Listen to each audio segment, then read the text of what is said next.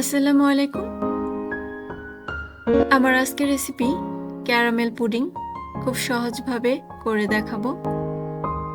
খুবই মজাদার, ছোট বড় সবারই খুব পছন্দের। এজন্য আমি প্রথমে যে বাটিটাতে পুডিংটা জমাবো সেই বাটির মধ্যে আমি ক্যারামেল তৈরি করে নিব। আমি 2 টেবিল চামচ চিনি দিয়ে দিলাম। চিনিটাকে চারপাশে ছড়িয়ে দিচ্ছি আর দিয়ে দিব সামান্য একটু পানি, হাফ টেবিল চামচের মতো। এখন একদম লো আঁচে জাল করব। চিনিটা গলে গিয়েছে। এটা কিছুক্ষণ জাল দেওয়ার পর আস্তে আস্তে কালার চলে আসবে চারপাশ থেকে। এখন আমি চুলাটা অফ করে দিব।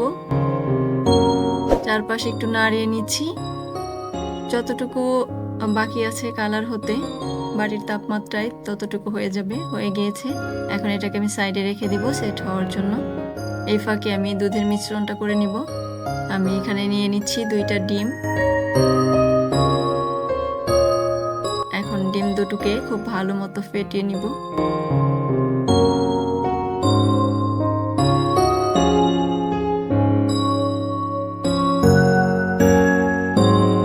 ফেটানো হয়ে গিয়েছে। এখন এতে দিয়ে দিব হাফ চামচ ভ্যানিলা এসেন্স। ভ্যানিলা এসেন্সের পরিবর্তে লেবুর রস কিংবা এলাচের গুঁড়ো দেওয়া যাবে। এতে ডিমের যে বাজে গন্ধটা আছে তা থাকবে না। এখানে আমি হাফ কেজি দুধ ঘন করে জাল করে নিয়েছি 3 টেবিল চামচ চিনি দিয়ে। অনেকে ডিমের মধ্যেই চিনি দেয়, আমার কাছে দুধের মধ্যে চিনি দিয়ে জাল করাটা বেশি সহজ মনে হয়। এখন ডিমের মিশ্রণে দিয়ে দিলাম দুধটা। একটু নেড়ে চেড়ে মিশিয়ে নিয়ে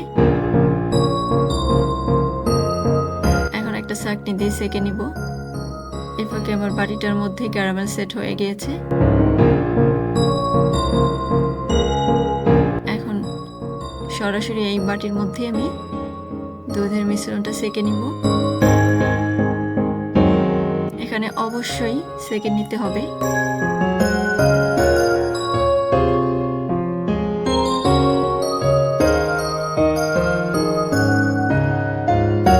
এই যে ডিমের যে সাদা সাদা অংশগুলো আছে এই কারণে অবশ্যই সেঁকে নিতে হবে, না হলে এই সাদা সাদা অংশগুলো পুডিংয়ের মধ্যে থাকলে এটা একটা গোটা গোটা ভাব হয়ে যাবে, খেতে ভালো লাগবে না। আর সেঁকে নিলে পুডিংটা খুবই স্মুথ হবে।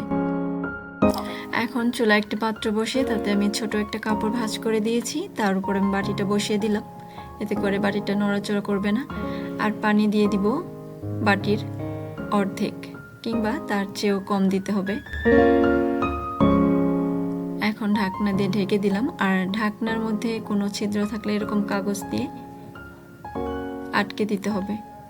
5 মিনিট হাই হিটে জাল দিয়ে বলক উঠিয়ে তারপর লো করে, চুলার আঁচটা একদম লো করে আমি জাল দিয়েছি 30 মিনিটের মতো। এরপর আমি 5 মিনিট রেখে দিয়েছি ঠান্ডা হওয়ার জন্য। এখন দেখে নিচ্ছি হয়েছে কিনা।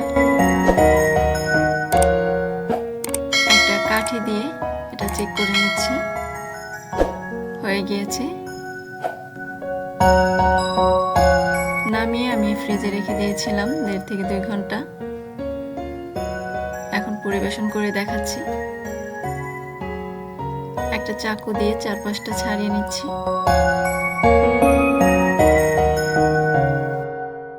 একটা প্লেট বাটির উপর রেখে এভাবে উল্টিয়ে নিচ্ছি। তারপর বাটিটা একটু ট্যাপ করে পুডিংটা বের করে নিচ্ছি। দেখতে খুবই সুন্দর হয়েছে। ভেতরটাও দেখিয়ে দিচ্ছি, খুব স্মুথ হয়েছে,